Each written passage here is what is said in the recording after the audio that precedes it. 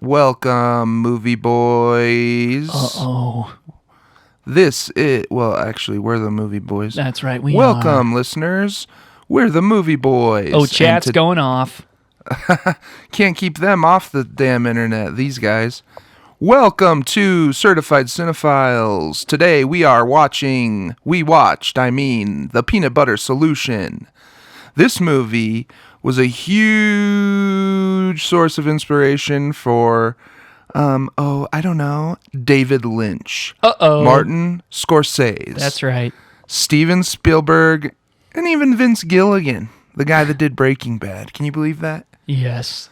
This 1985 movie, The Peanut Butter Solution, it seems like it's just a little simple children's movie about not breaking the rules. But that's not really what it's all about, is it, Will? No. Oh, no. Behind the scenes, this movie was really about lax labor laws right there in front of our faces. Can you believe that?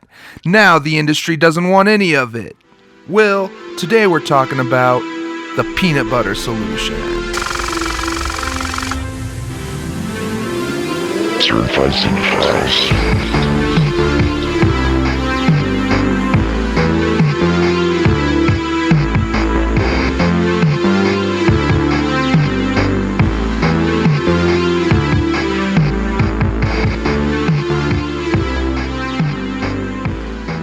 That's right.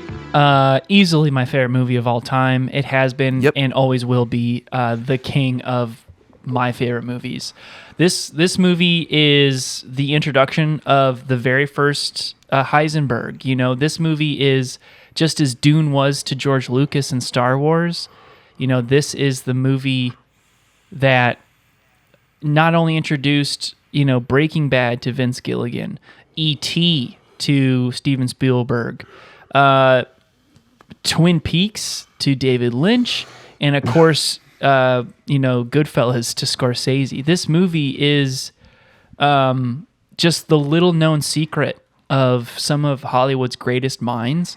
And sadly, this movie was a flop budget-wise. And you can tell exactly why the Hollywood elitist deep state went right after them real quick and shut this production down as fast as they possibly could. They had to scrap what they shot on the floor.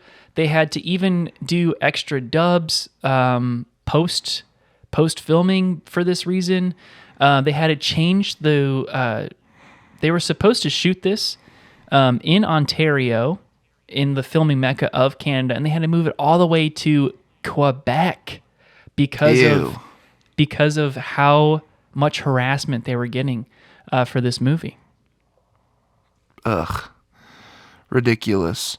I knew this movie was your favorite, and I didn't know much about it. You kept telling me it's your favorite movie's favorite movie, and I was like, what the fuck does that mean, Will? Mm-hmm. But you're right, it is my favorite movie's favorite movie. This movie, I don't know if I fully got it. I might be dumb.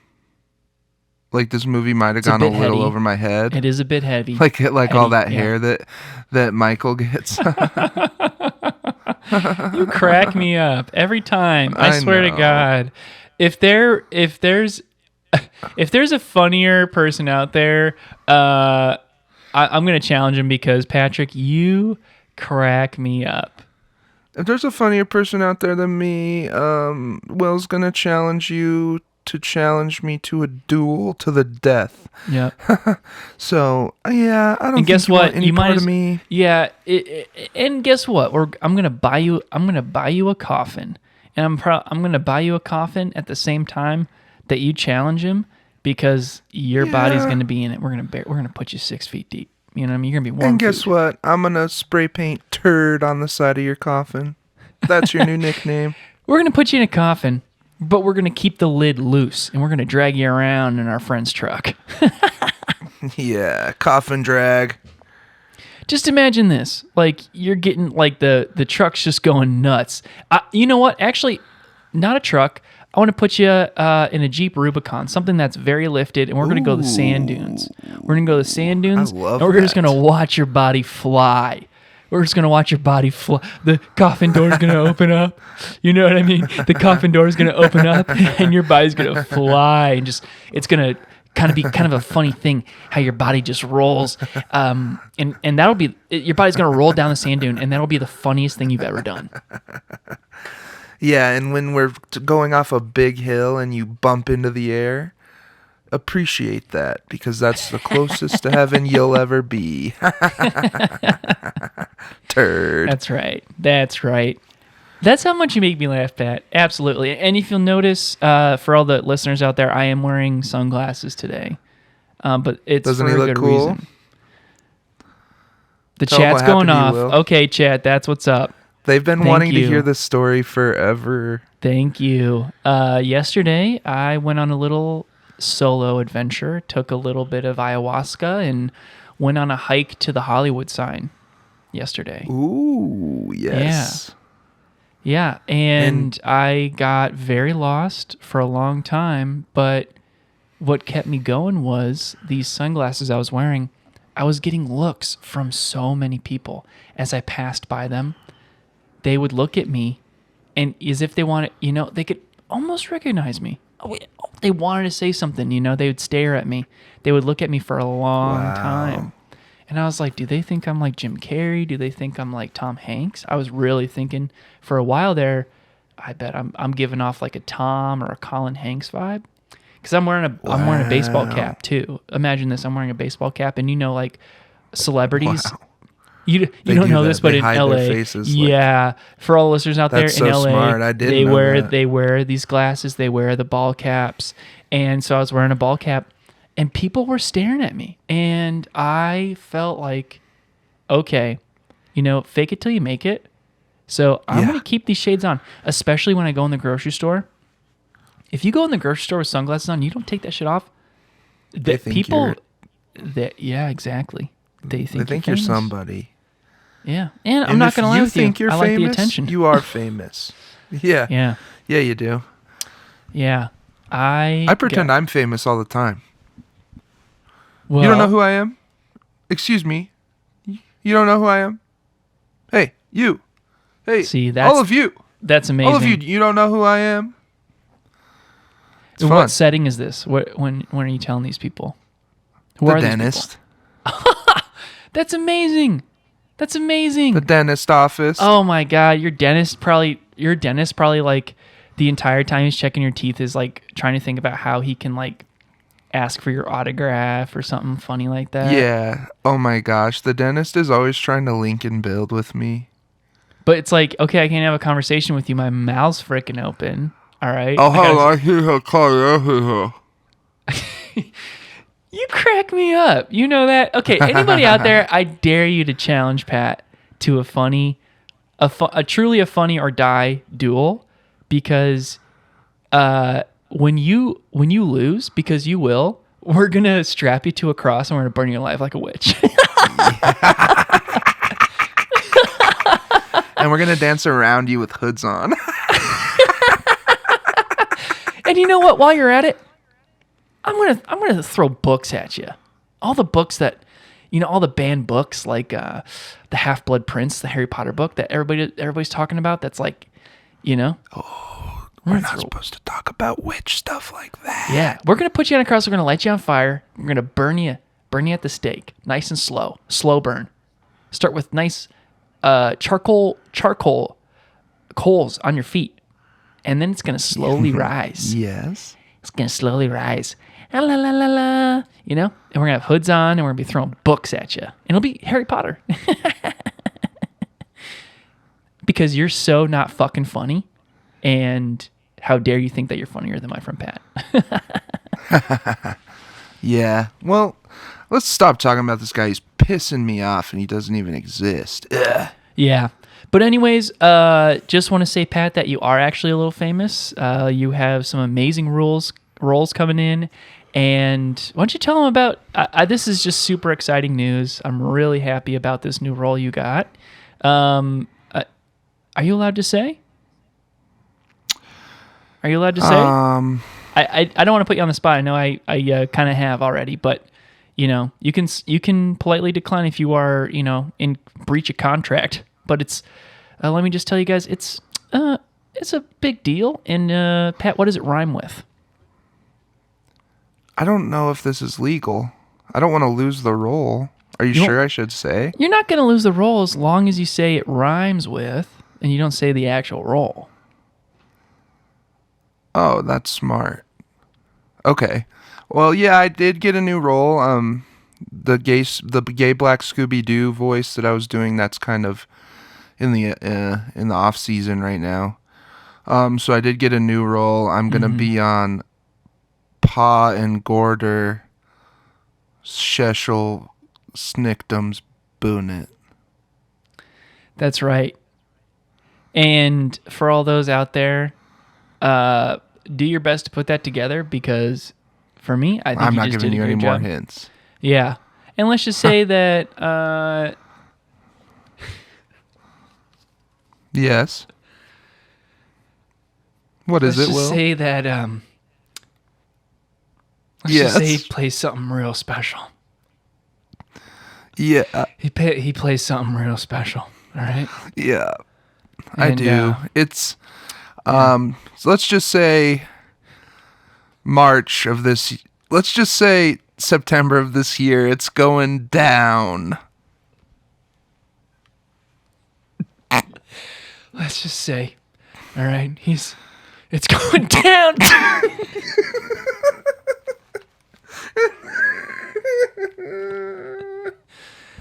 And that's all that needs to be said. Speaking of contracts and laws and all that stuff, we did have kind of a falling out with our old lawyer, the Third Property Brothers, J.D. Scott.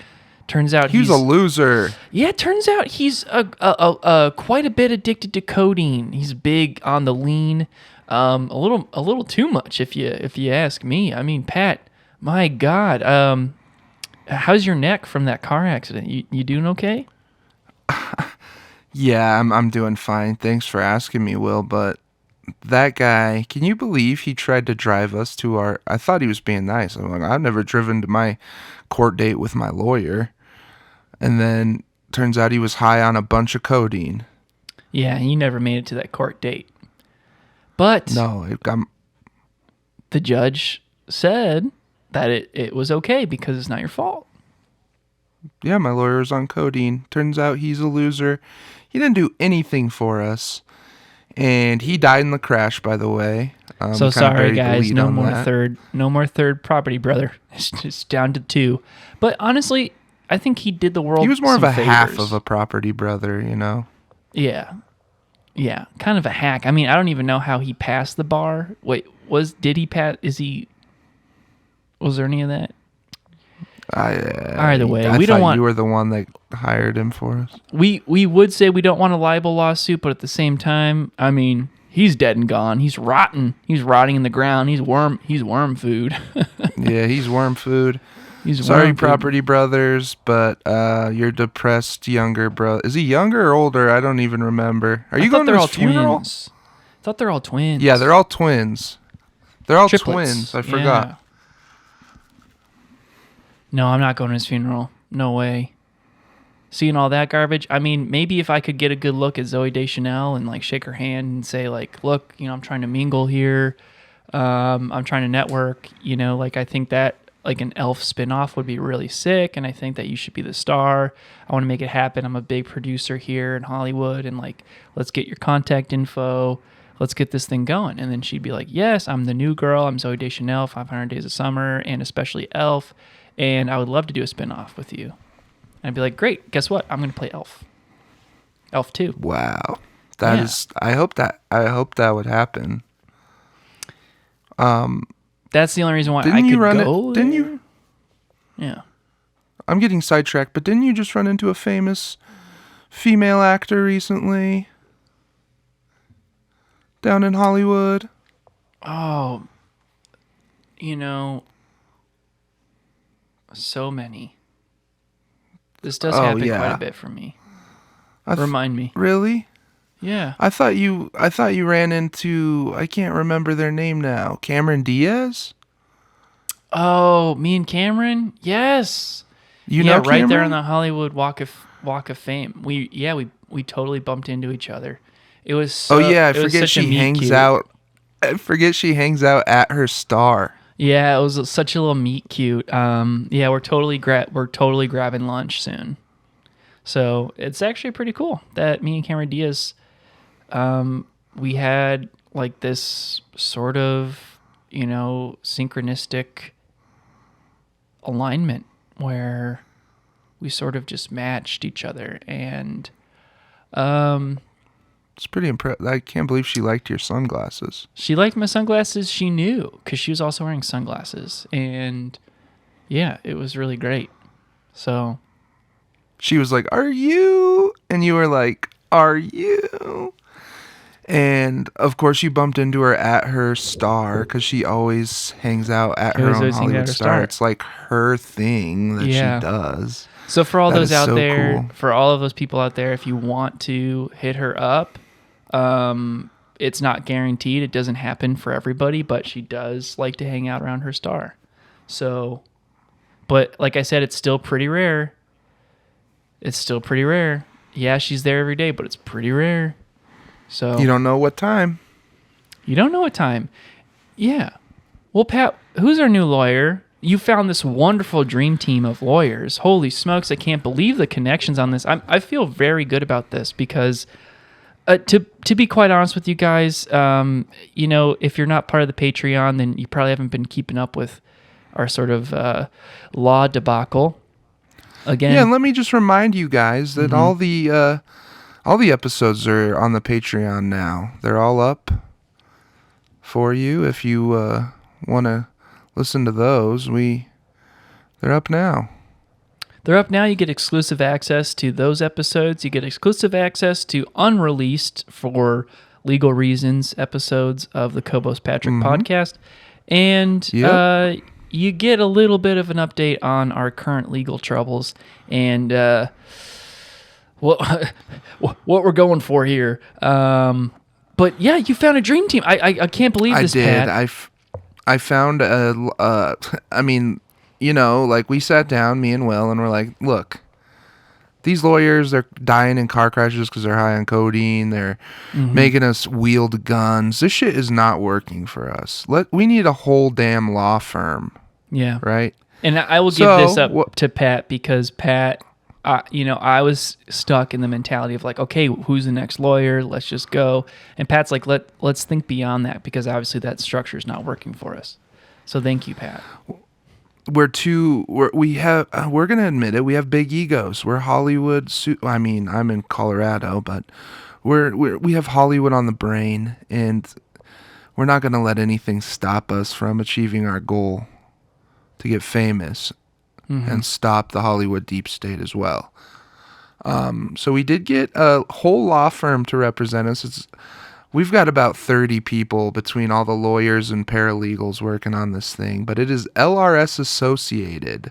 They're the firm that represented Accutane when they had a class action lawsuit. Can you believe that? We don't really have to go into what that The big class guns. action lawsuit No, I think was we all should. about. The class action lawsuit was No, if you took I don't Accutane, know. you had a 98% chance of developing Crohn's disease and a guarantee of developing irritable bowel syndrome. Not to mention that the birth defects, on the packaging, they were very smart about this. They said, if you're pregnant, You don't have to get keep. the fuck out of here. You will have birth defects. And, so there was this huge class action lawsuit. Well- Hundreds of millions of dollars. But this team of Accutane's lawyers, Come on, they're they're gonna get us off. going to get us off. And I Just like they did truly feel- Accutane. Yeah, I truly feel like there's not a better team in the world that can help us in our current situation because We didn't do anything bad though. we haven't Not done like anything bad. Accutane. We haven't So done if they could anything get bad. Accutane off, they're gonna get us off. LRS Associates. LLR We love you. Associated. Thank you again for taking us on pro bono. Very, very cool of you. With a little shout out, if you guys have any sort of, if you're a large corporation like Monsanto, anything like that. Monsanto, Kellogg. I think one of their new clients is that train company in Ohio. I guess there's some fun train thing happening in Ohio that this company's representing, and so very cool. Yeah, they're having like on a our train case. parade. Yeah, they're dealing with some train parade in Ohio, and yeah. So it's very nice of them to take us on, give us a little bit of their time. Yeah, just little like it's. If you look at their lineup right now, it's like us, Monsanto, trains, just like really heavy hitters. So it's kind of cool. Yeah, we're right up there. Yeah, we're gonna countersue Azar. We're gonna countersue all of the lawyers who've left us high and dry. And right after that, we're gonna go right after that. Once we're square, we're gonna go and dig even deeper, and we're gonna countersue, or I guess these won't be countersues. We're gonna sue all of the Hollywood deep state. We're going to actually.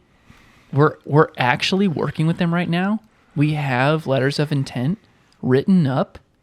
Patrick's actually kind of a whiz with writing, and he's written up letters of intent that we are on the verge of mailing out to all of these studio execs, saying, Yeah, we're building "We up know." a case, and it's an exciting time. And you listeners are here first.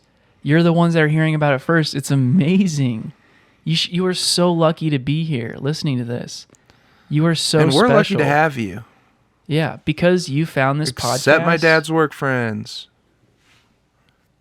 They are in the chat today, and they're definitely bullying our LGBTQ community.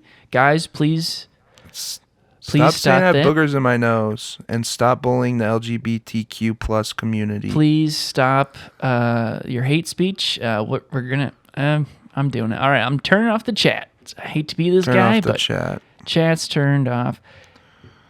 Those. If you love chat, if you guys love chat, I know you guys love it. There's some bad eggs in there. Some of you folks have gone a little stir crazy, and you're barn soured. A lot of you have barn soured, and join our Patreon so we can make some money and hire some mods, because all the mods we get seem to hate our guts. Yeah, mods. We've had a lot of mods that have actually ended up being some of Patrick's dad's work friends.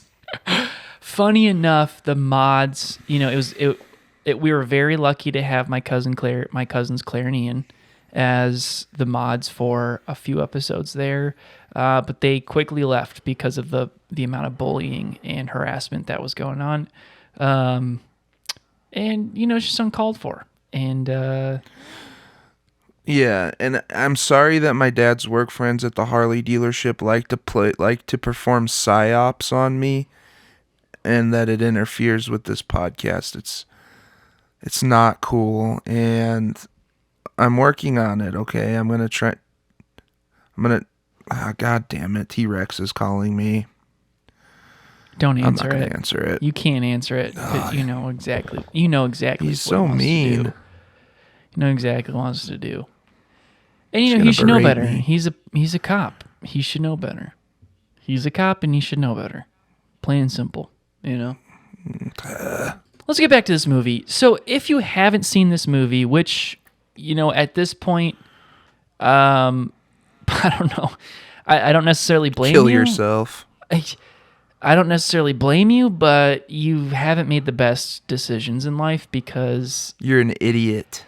any true artist has definitely gone on a path, and so many brilliant directors, writers, other artists have mentioned the Peanut Butter Solution as a top influence of theirs for even getting into the craft. Now, this movie stars a boy, Michael, who honestly is pissed off at the world. And he has a caring older sister who is trying to replace his mother, who has supposedly left to go back to her home in Australia to handle her father's death, but has been gone for like almost a whole year. Like it's not looking good. Yeah, you're kind of like, okay, was it really the dad's death in Australia? Or is that what the dad is telling the kids? And is she in rehab, or is she just like straight up cheating on him? I don't want to. You're suffocating me. This family's suffocating me, and I need to leave. You get that immediately. There's huge emotional distress in the entire family. They're being pulled apart. The father is stuck in the attic working on his shitty bird paintings. The daughter is wearing the mother's robe, just trying to fill the void and be like this glue that combines the family. And the son is completely shut off from the world. He's two steps away from... Michael hates it all. He's two steps away from just like absolutely getting messed up in the streets and living a life of just substance after substance and filling the void until his body collapses in on itself. And he's only 10 years old. He's young. Can you believe this Canadian actor was able to pull all that off just with his acting? That's just... Like when you see that, like you're gonna be like, well, if they didn't express all that, like with the dialogue, then how could you know that for a fact? It's through his acting. He lets you know that all of this is possible just with his eyes and mouth. A weight, and of course he has his well-to-do, very fun friend Conrad, aka Connie, who his father hates with a passion, says a lot of racist things towards him. Calls him a pest, just because he's of Asian heritage. Okay, the dad is kind of a rotten guy. He's nasty. I've never been to French Canada. I've never been to Quebec, but I do know they put ketchup on fucking everything. And all I can say about ketchup lovers is that they're significantly white. Being a ketchup lover myself, it can't be easy being the only Asian kid, especially being an older brother and being Asian in that community. And you got your parents talking shit and everything like that. So good on this kid, because he's absolutely phenomenal, and he carries a positive mental attitude the entire fucking time during this movie. Even when his sister is abducted. Improver alert. Improver alert. So our friend Conrad, aka Connie, gets his boy, who's depressed as fuck, on the verge of jumping off the goddamn bridge, drowning himself, to go do the one fun thing that he has done in months. Finally gets him out of the house, Pat, and takes him to the house that just burned down to see if there's any survivors. Because he heard screams, smoke, and all sorts of shit. Flashback. Spooky. To the winos, as Michael calls it, our sweet boy. He gives money to the drunks that he wants to buy. He's potentially thinking about buying drugs from. He gives money to them. Well, it turns out that they were squatting in this house, and they burned that shit down. Damn it. So Connie... Those damn winos. Connie and Michael, they go to this house. Connie doesn't make it inside. He actually hurts himself. And he says to Michael, like, look, this is dangerous. Let's get out of here. But Michael persists. He's persistent. He's finally having fun. For the first time in months, he's finally having fun. And yet he persisted. And yet he persisted. And yet he persisted. He goes inside. He goes inside and he gets spooked. He gets spooked so hard. And we'll get to this. And it just cuts. Yeah. And it cuts deep. This cuts deep. This cuts so deep, Pat. What happens to our boy here? Yeah, all his damn hair falls out. It just cuts immediately to him with his damn hair is all gone. He goes He goes into a coma. You're pretty darn right. He goes into a coma. He goes into a coma. Connie puts him in a shopping cart, gets him home to his sister. This kid lays in bed for what seems like days. His wonderful cat is sleeping on him, but that doesn't matter. The kid wakes up, his hair, fresh out. He's gone. He's got no hair. He's bald as day. Yeah. He's like Lex Luthor. Freaking out. Yeah, he looks like Voldemort. This He looks boy, like a sassy little Voldemort. This boy cries with such an intensity. And these are his real tears. These are the actor's real tears when they shaved his head. The director wanted to make sure that they caught his real reaction when they shaved his head. And these are his real tears. Yeah, they used a really sharp razor too, and it hurt him. Because the director was like, yes, this is how we doing. Yeah. Oh, God, it's amazing. Your accent's amazing. And just a fun fact about this actor is he was very scared of haircuts as a child, even younger than that. So, to get over your fear and then to have to like play this role, it's very traumatic for a child. But that this all plays into what this movie was about, what it stood for, and inevitably why it was battled against so deliberately. That's the truth, Will. And, I mean, what? I don't know. This movie, it's a cautionary tale, for sure. Mm-hmm. But I don't know what it's a cautionary... I want to be cautious, but I don't know what I need to be cautious from. We need to be cautious. Am I dumb? You're not dumb, Pat, because, this is something David Lynch talks about with this movie, is that...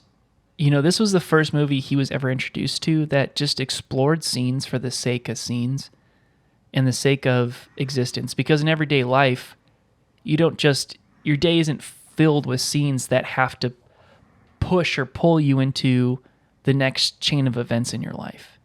So this movie dabbles in a lot of cautionary themes: stranger danger, pedophilia, ghosts, drunks, drug abuse, a parent with fire hazards, a parent that doesn't love you anymore.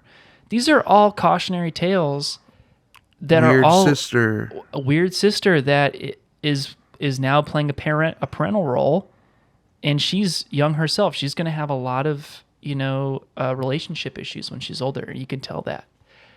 There's a lot to dissect, and that's what makes this movie so amazing. Is that every time you watch it, you will gain more. It's like it's like watching a self-help. It's like literally reading a self-help book with every hour and a half viewing. It's absolutely amazing. Honestly, criminal how much... Can I guess how many times you've watched this movie? Oh, I'm a little embarrassed to say, but go for it. Okay. I'm going to guess 25. If I really had to count, I would say quadruple that. 100? Yeah, 100 and change. I haven't quite put it. Yeah, I had this on VHS, and I watched it so many times that VHS wore the fuck out. Okay, it was like my first porno that I kept on VHS. I wore that thing out. I watched it so many times. You were obsessed with this. Yeah. This movie just it takes. And it gives, and it takes, and it gives. It's a beautiful... You will never feel the same after watching this movie. In that regard, it takes. But at the same time, you feel a little bit more connected with yourself every time you do. And that's how it gives. Truly beautiful. That's so this boy, beautiful. Bald as shit, super embarrassed, absolutely fucked up about it. Gets a wig and all that shit, hates it, blah, blah, blah. Until who fucking visits him? Pat. This is absolutely amazing. Who visits this boy in the middle of the night?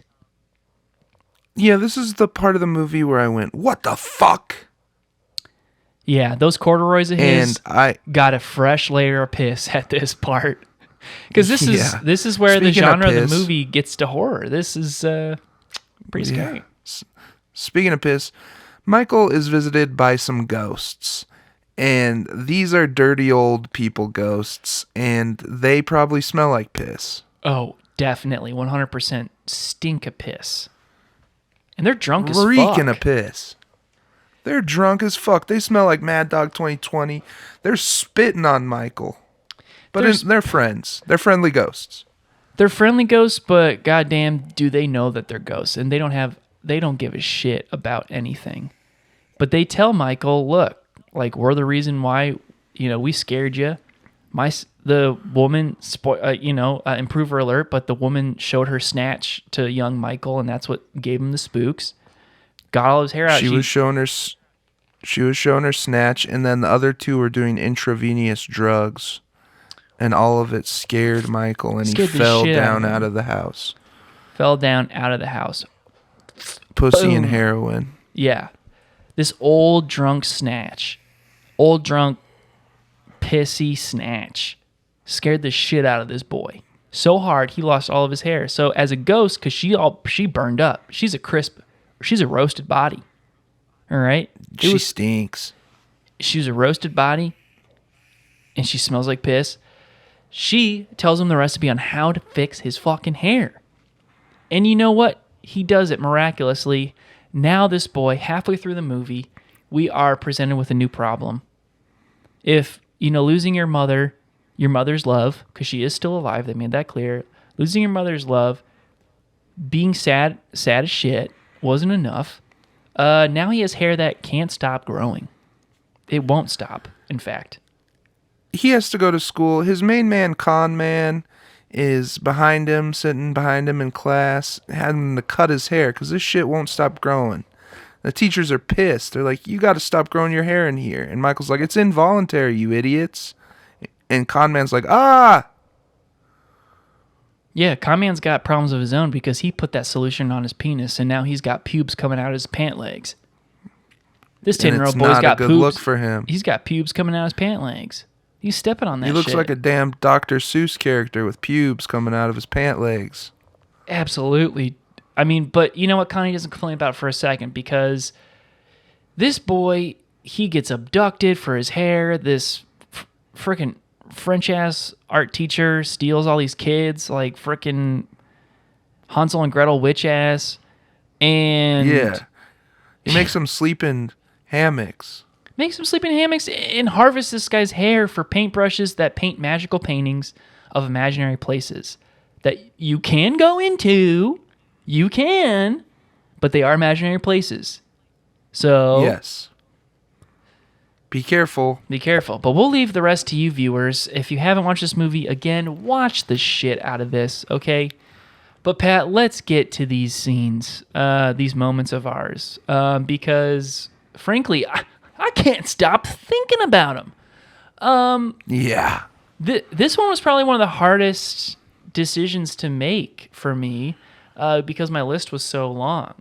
Pat, what was a part that left you speechless or made you cry? Ooh, this scene made me tear up, I will say. Before Michael gets the ghost to give him the recipe for the peanut butter solution, he wears a wig to a soccer game, and a bully on the other team pulls his wig off, and all the kids laugh at him, and he has to run home embarrassed.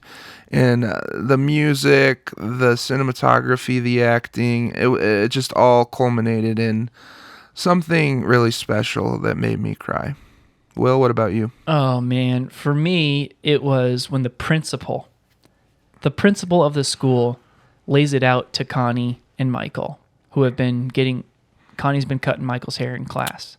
Oh, yes. Putting it in a paper bag and throwing it away every class period. The principal says, look, I don't have any decision. I don't have any choice here.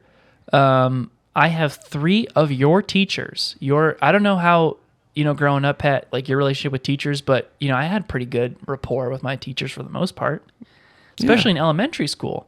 But 3 of their teachers are going to quit their fucking career. They're resigning. They want to resign if they ever see Michael and Connie in their class ever again. They were so disgusted by Connie getting his haircut that she has 3 of her staff employed for God knows how long, because, teachers, that's a lifetime career. They're ready to quit teaching. At least one of them has tenure, I'm sure. They're disgusted by this boy and his freakishly long hair that keeps on growing, and his friend that just wants to help him cut it. But his pubes stink. The pubes coming out of his pant legs stink. Oh, yeah, you know that stuff's covered in shit. That boy cannot wipe to save his life. And you add pubes to that equation, it's just going to make a mess for that boy. Whew. Absolutely awful. That's a good pick, Will. That's a good pick. That's my Will. pick. Something you mentioned that I know we just didn't really get to cover, but the music. Yes. The soundtrack to this movie is so substantial. It is Hans Zimmer has even quoted this movie as being some of his like direct influences for soundtracks that he's written. Yeah, he vibes out. He vibes out to this soundtrack. Yeah. That's what he said. I vibe out to this. This movie had a score written specifically for it. Some amazing Canadian pop stars who won several Juno Awards. If you don't know what that is, it's the Canadian Grammys. Wrote music for this. If you don't know what that is, get a little culture in your life. I swear to God, if you're out there and you think that you're funnier, if you think that you can go one-on-one with this jokester here, Will, get the coffin ready. Yeah. I'm going to tell you straight up that I'm going to give you a Viking funeral, but instead of waiting for you to die and put you on the boat, I'm going to put you on the boat first, and then we're going to launch arrows at you. Me and my friends are going to have a bunch of crossbows, and we're going to shoot you with arrows and light you on fire. That's what's going to happen, And That'd I'm going to be the funniest thing you ever did. And I'm not going to do it in a big-ass lake or, a big body of water. Crick. I'm going to do it in a creek. I'm going to do it in a small thing where the boat's not even going anywhere. That's all you deserve. Hell, I'll even do it in the LA River. It's surrounded by cement. I'm just going to That's where they filmed Terminator 2. I'm going to plug you full of crossbow arrows, and we're going to light your ass on fire. If you think that you can go one-on-one with them, that's what I'm going to do to you. All right? Yeah. Moving on. And Pat, you know exactly. I always forget which one comes first, the one we hate or the one that we like the most. Let's get the freaking one we hate out of the way. All right, and I know you absolutely hate this one, Pat, but can you maybe grab onto something that you maybe... I hate this. Just possibly, maybe you can grab onto the possibly agree with the critics on. Maybe something you can agree with the critics on just a little bit. Yeah. I saw a review where a critic said that they wished that the sister got beheaded in the first act, and I do agree with that. I wish she died early on and never came back. Oh. Well, can't say that I don't agree with you. Can't say I don't agree with you. Yeah, she played the purpose of the mom. The mom should have just been there, But all that aside, the movie's a masterpiece. I don't think they could do anything. Yes, it is. Don't get me wrong. They can't do anything wrong. But yeah, the sister is on purpose pretty unbearable. For me, if I had to, this movie is based on a book, a very famous, very, very famous child's book called The Peanut Butter Solution. It's an amazing novella. It's about 56 pages. You can find it in any elementary school library or scholastic book fair. Right next to Hardy Boys and the Boxcar Children. All right, you'll find The Peanut Butter Solution. And in the book, they lay out in detail, just like, how in the movie It, the book, Stephen King wrote a very explicit sex scene between the one female and all the other boys. And they left that out of the movie for some reason. Unfortunately. In this movie, it's my favorite scene in the book. They left out what it was that even spooked Michael, which as we said before, improver alert, was this old ghost's snatch and the other two ghosts shooting up heroin. but you got a good shot of this gaping snatch. And I feel like that was actually something that we should have been, able to see. But no, he just gets spooked. He screams. His hair lights up like Marv in Home Alone 2, and he falls down.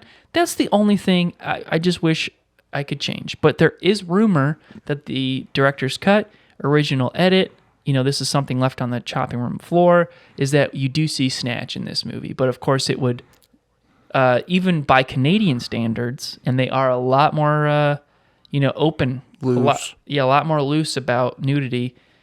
It got left on the cutting room floor. They said this isn't for kids. This is gonna actually The old lady actor did have a giant clit too, so it was like, this makes it seem worse. She is an ex-bodybuilder, and she's spent years of her life on tren, and her clit is the size of probably minor Pat's. Either one of ours. Seriously. Yeah. Either one of ours. It's huge. And if you want to look it up, let's give them the info. I'll put it in the details. Don't worry about it. I'm not going to put it in the details. I'll tell you guys exactly who this ex-bodybuilder actress is. Okay. Oh, Helen Hughes. Helen Hughes. Ex-bodybuilder, known for a huge clit. Just Google Helen Hughes, huge clit on Google.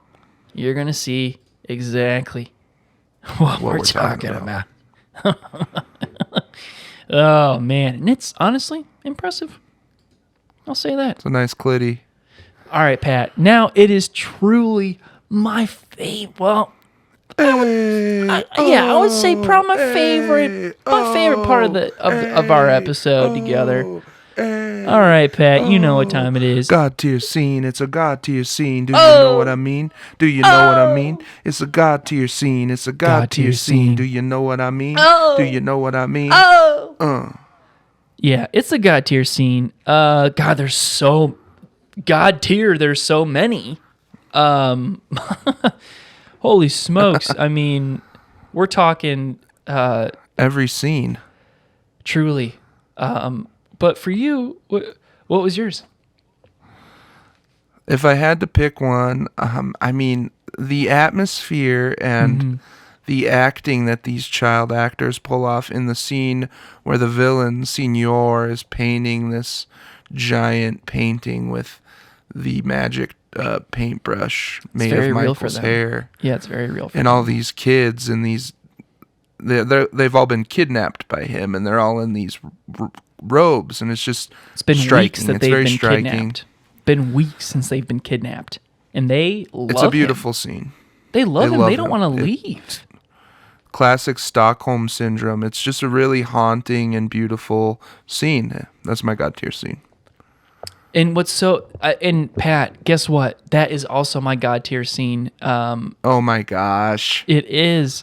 And what follows Synergy. is the kids tricking him, specifically Connie, tricking him into believing that he is his father now because Connie's dad died in a plane crash. That didn't happen. Tricks him into going into this painting where Michael fell and got spooked and gets the old guy spooked, and he loses his hair. He becomes Walter White. And now we talked about Vince Gilligan mentioning this movie as a huge influence to his. Well, we finally get to see Heisenberg for the very first time. This is not amazing. Bryan Cranston. This is the OG Heisenberg, and it's absolutely phenomenal to see such an origin, of this. The roots of such a cool character. It's awesome. So go check this movie out. Check it out. But we have some business to take care of, some serious business to take care of, because not some very nice people had not some very nice things to say. Now, we've talked about That's right. The industry itself chose this movie as a pariah, to be like, don't ever exploit the truth behind this industry. And now, we've had actors and actresses that were all child stars come out into the woodwork, 10, 20 years later, speaking their truth. You had Jeanette McCarty, you had Selena Gomez, you've had Ariana Grande. You've had so many of these child stars come out and be like, look, this is a really messed up system and we shouldn't... Shia LaBeouf, a really messed up system that shouldn't be, this awful to children who just want to learn how to be kids. Don't wave a paycheck and fame in front of not only their face but their parents' face. Yes, amen. And this is the something parents are sometimes worse than the deep state. The parents are evil sometimes. These child actors, it's scary stuff. When we spent time with our McCulkin boy as our lawyer, we had a few drinks with him on occasion. He just would spill his guts about how awful, his family life was, just because his parents were so pushy about them all getting careers. So not just to Macaulay, but to Kieran too. We were pretty drunk at the time, and we were like, shut up, Christian. No one cares about you. Don't act like you're Macaulay. That is true. And that's why he fired us. But you know what? We have since apologized, and he won't accept our apology. He doesn't like us very much, but we're on good terms, so to speak. So, because he is a Hollywood industry insider, and he does have a lot of info for us, and he might be setting us up with a big role here sometime soon, just like Patrick got set up with a very special role soon. But I digress. Can't talk about it. We have some obviously fake ass bullshit critics. These are bots. These are and if they're not bots, if these are actually real people, well, we have a message for you. So first off, this has a 2% on Rotten Tomatoes. Truly, that is the dumbest bullshit I've ever heard in my entire life. I'd like to take an axe to the Rotten Tomatoes servers, is what I'd like to do. Yeah. This is so far from reality that it makes me question every Rotten Tomatoes score I've ever seen in my entire life. But our first critic, sorry to use real names here, but Laura Brennan from Entertainment Weekly. Maybe if you cared about anonymity, you wouldn't have put your name out there. But let's see what Laura wrote. Laura wrote, "This movie made me sick to my stomach. The dog shit he puts on his head is disgusting. Not suitable for children, let alone human beings to watch." Okay. Whoa. What a hypocrite. On an Entertainment Weekly publication, Laura, Miss Brennan. You're gonna complain about it not being for kids, and you're gonna do cusses. That is such a bitch move. You are truly the epitome of disgusting. So for you to use a word like disgusting is the most hypocritical baloney in all of existence. Well, I hope you get a big coffin, because I think we're gonna have to fit a few more bodies in there, if you know what I mean. I don't want to just put you in a coffin, Laura Brennan. I want to strap some kettlebells to your ankles, and I want to push you in the Hudson River. All right? Yes. I want you to. You know what? I don't even want you to be in good water, good clean water. I want to put you in where all the sewage runoff is, and that's where you're going to go. You're going to go to the Hudson River. And there's a bunch of dead turtles and things in there too, and you swallow them as you take your last breath. Yeah. And you know what? If that's not enough for you, honestly, I'm going to show you what disgusting really is. Forget the Hudson River. I'm going to take you to a waste treatment center, and I'm going to tie kettlebells or bricks to your feet. I'm going to push you in the waste treatment pool. All right? Just a big old vat of human feces that you're going to drown in. You're going to drown in that. And then I'm just going to start shooting you with a gun while you're down there, just to make sure you're in pain. So I hope that was worth it, that you wrote that, because that's your new reality. So sorry. Okay, who do we have next, Pat? We have Jackie O'Reilly from People's Magazine.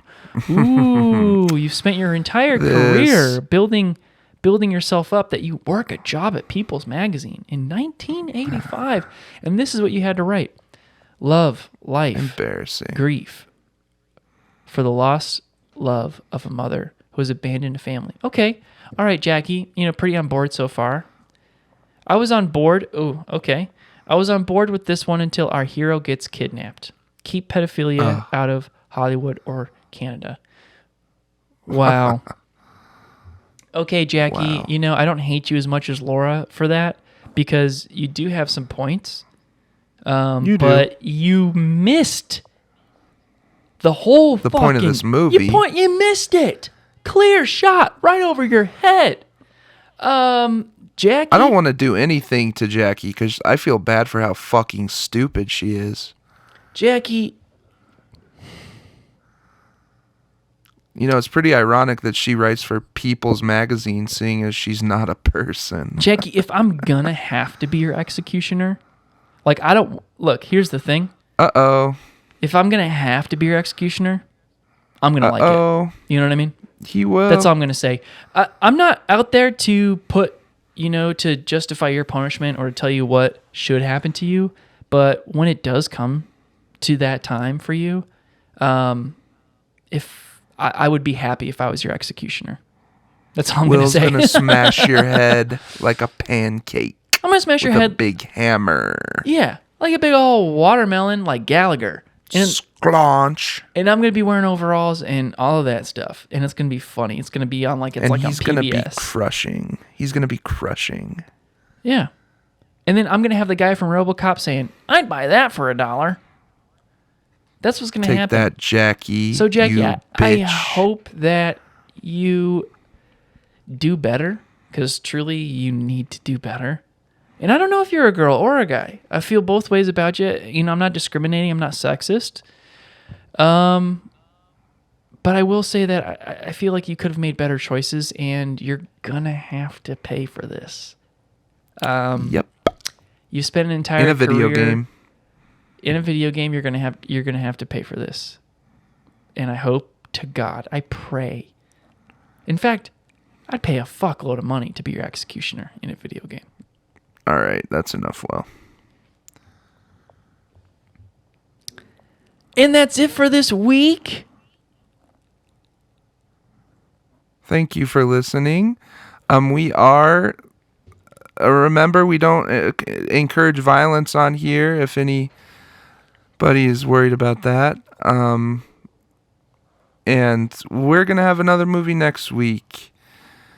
Will Will have the sunglasses on still? I don't know. Find out. Find out. And will I get lunch with Cameron Diaz? Find out. Certified cinephiles.